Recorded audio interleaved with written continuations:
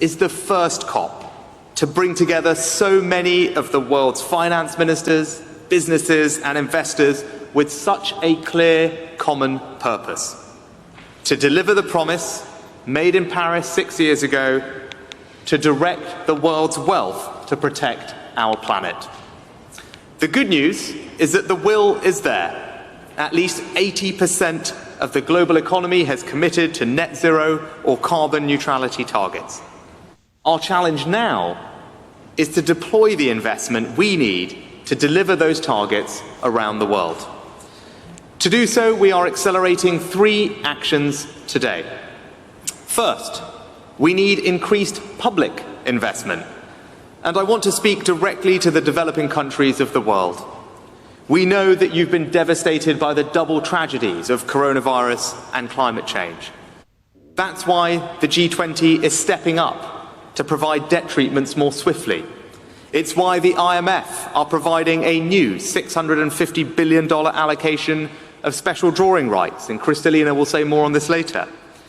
And it's why we're going to meet the target to provide $100 billion of climate finance to developing countries.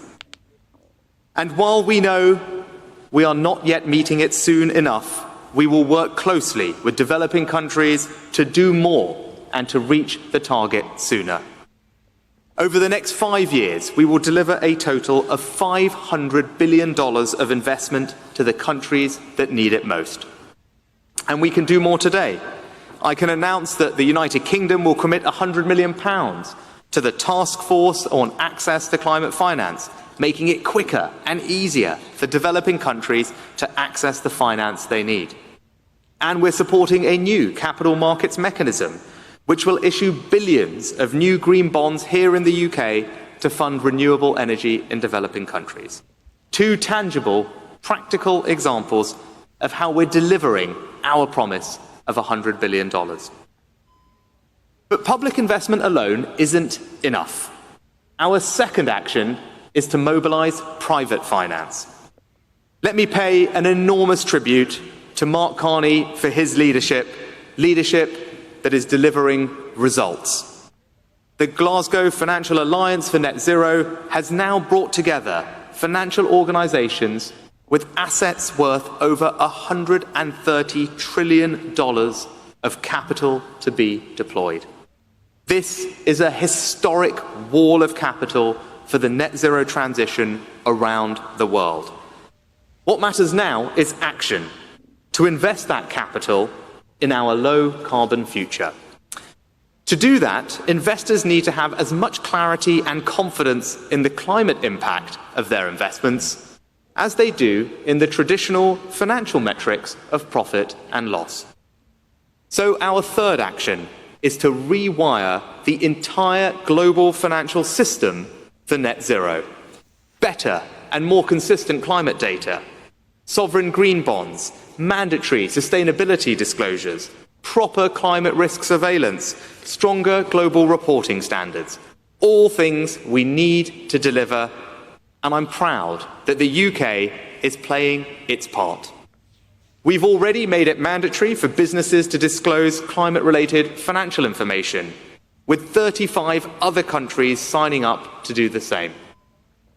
Today, I'm announcing that the UK will go further and become the first ever net zero aligned financial centre.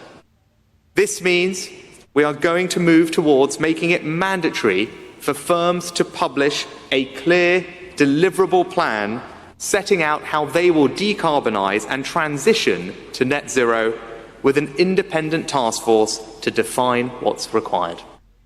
So, a renewed pledge to $100 billion a year of public funding, over $130 trillion of private capital waiting to be deployed, and a greener financial system underway.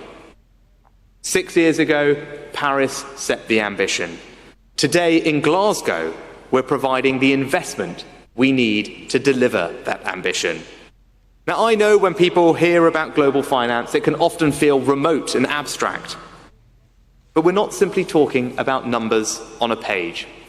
We're talking about making a tangible difference to people's lives, about cheap, reliable and clean electricity to power schools and hospitals in rural Africa, about better coastal defences in the Philippines and the Pacific Islands to protect people from storm surges, about everyone, everywhere, having fresher water to drink, cleaner air to breathe, better insulated homes in which to live.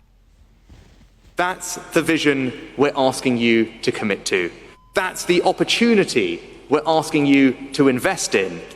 And that's the work that we're asking you to begin today. Thank you.